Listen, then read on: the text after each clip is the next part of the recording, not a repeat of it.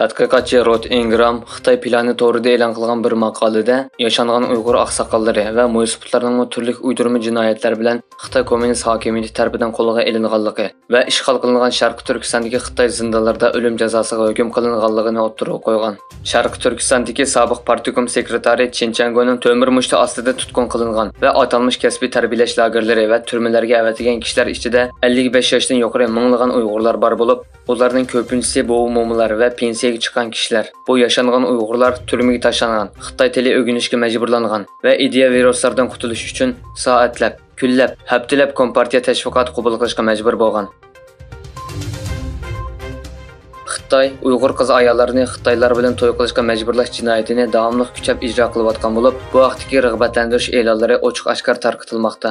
Yaqinda tarqatilgan sinlarda ma'lum bo'lishicha, Xitoy Sharqiy Turkistonda kuchab ijro qilayotgan irqiy qirg'inchilik siyosatining bir vositasi sifatida Uyg'ur qiz ayollarini Xitoylar bilan to'y qilishga majburlash jinoyatini turli e'lon tashviqotlar bilan davomli kuchaytgan.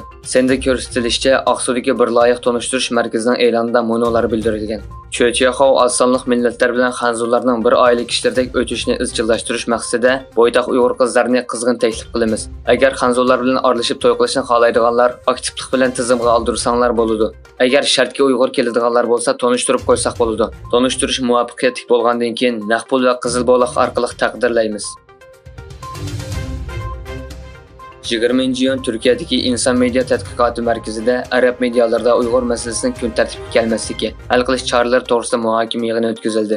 Arab islom dunyosiga qartilgan mazkur muhokama yig'inini inson media tadqiqoti markazi tashkillagan bo'lib, Sharqiy Turkiston o'limonlar birligining muavin raisi Mahmudjon Damullam, Sharqiy Turkiston axborot va media jamiyatining raisi Abduvaris Abduxoliq taklif bilan ishtirok qildi.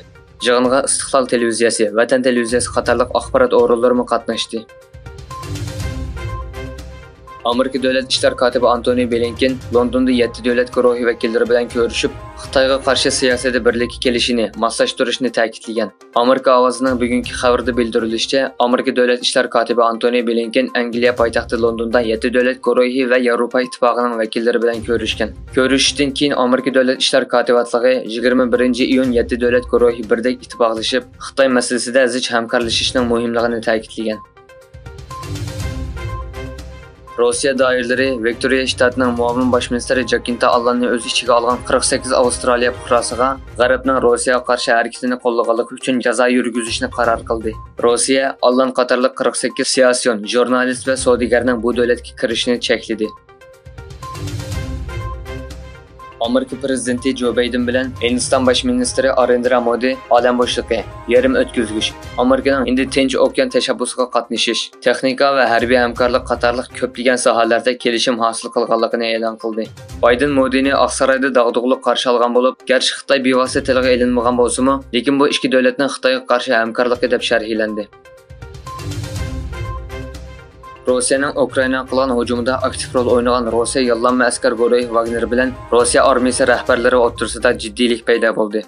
Rossiya yollanma askarlar guruhining qo'rg'uvchisi Yevgeniy Prigojin, Rossiya davlat mudofaa ministri Sergey Shoygu va Rossiya bosh shtab boshlig'i Valeriy Gerasimovni ayblab, minglagan Rossiya askarining hayotini nobud qilgan va odamlarimizni vayron qilganlar jazolanadi dedi.